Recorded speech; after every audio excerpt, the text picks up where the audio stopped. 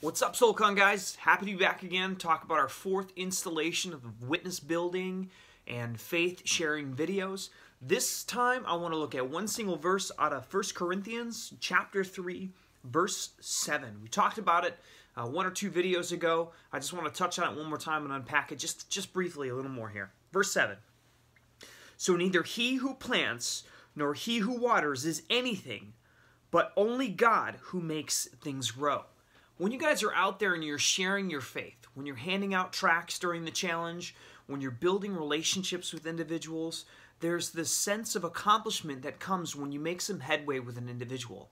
I want to make sure that we're doing the best that we can in the Lord, to give that credit back to God and to put the responsibility of that growth onto God. Oftentimes we can get discouraged too if we don't see any movement, if an individual doesn't get interested, if they don't take up our invitation to come to church or come out and get some coffee with us or whatever we invite them to.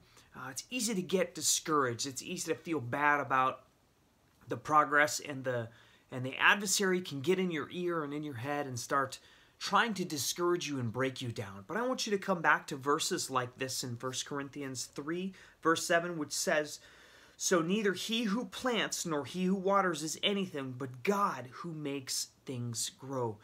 Ultimately, the responsibility of our faith and the responsibility of new believers, people coming into their faith, is all on God. It's all on Him to do that. Our job is to be that vehicle. Our job is to step out in faith, in obedience to Him when He said, go and share the gospel and make disciples.